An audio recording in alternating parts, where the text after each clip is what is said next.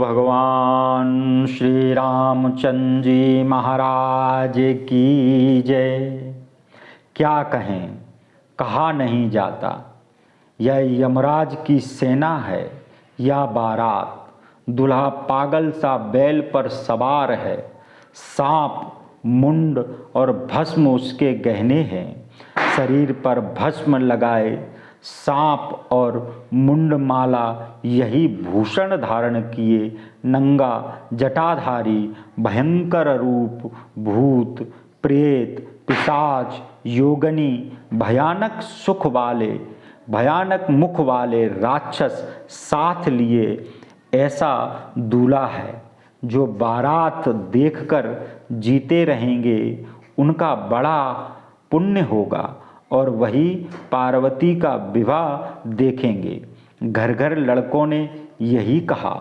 शिवजी के समाज को समझ बालकों के माता पिता मुस्काए और उनको अनेक प्रकार से समझाया कि निडर हो जाओ, कुछ डर नहीं है।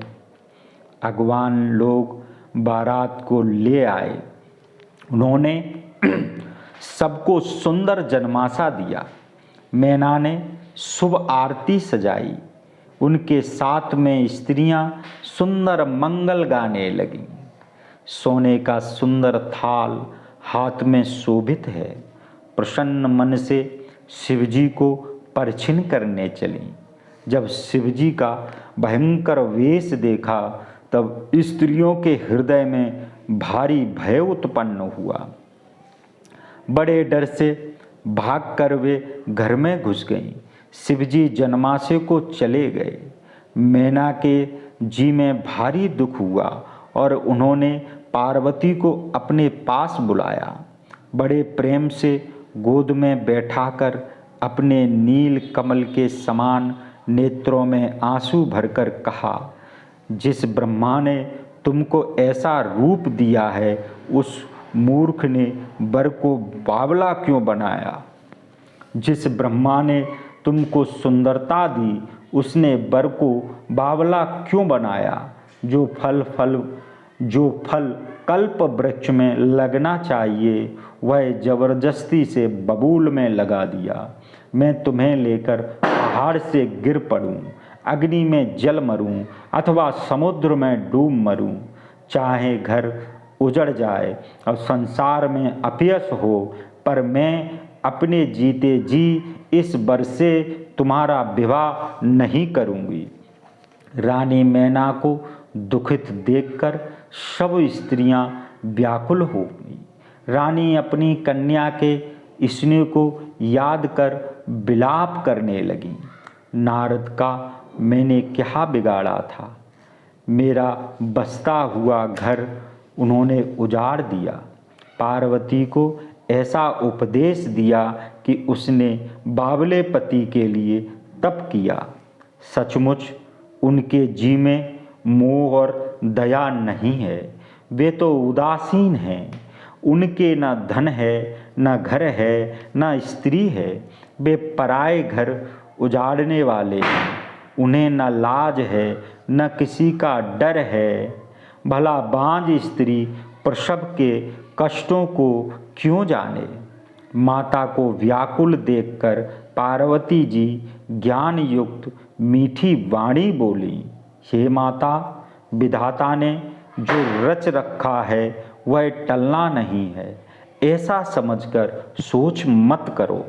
मेरे भाग्य में जो बावला पति लिखा है तो किसी को दोष क्यों लगाया जाए। क्या तुमसे विधाता के लिखे अंक मिट सकते हैं। हे माता, वृथा कलंक मत लो। हे माता, कलंक मत लो, रोना छोड़ दो।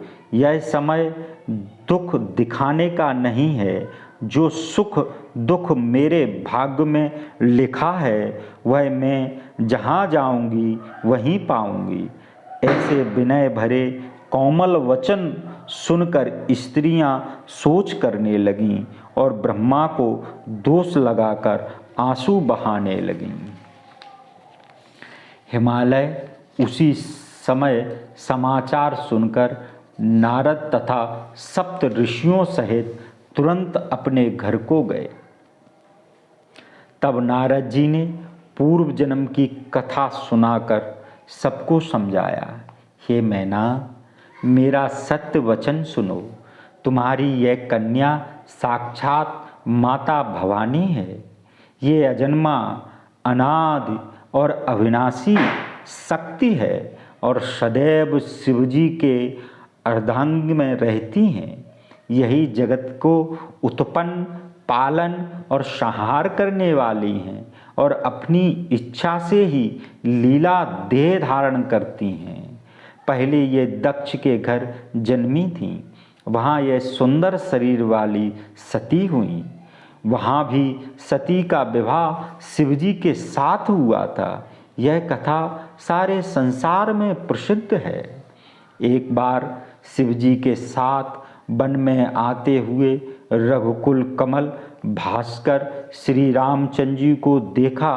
तब इन्हें मोह हुआ और शिवजी का कहना न मानकर भ्रमवश सीता जी का वेश धारण कर लिया।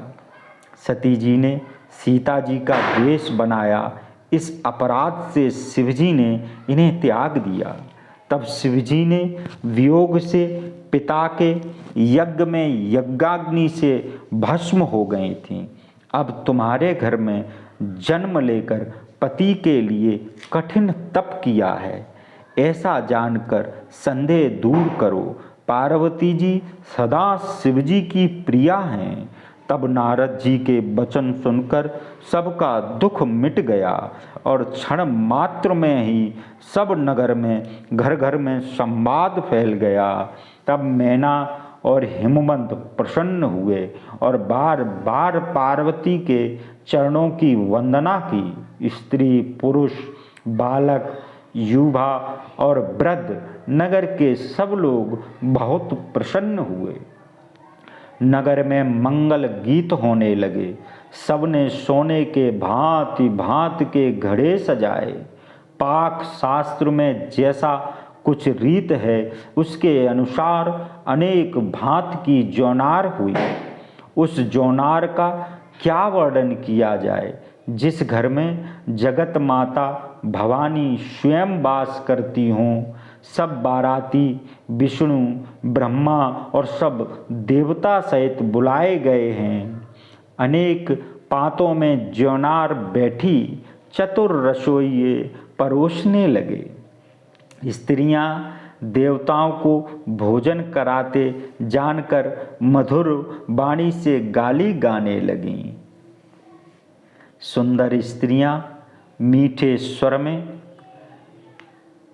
स्वर से गाली गाने लगीं। व्यंग भरे वचन सुनने लगीं। देवतागण उन्हें सुनकर सुख पाते हुए भोजन करने में देर लगा रहे थे।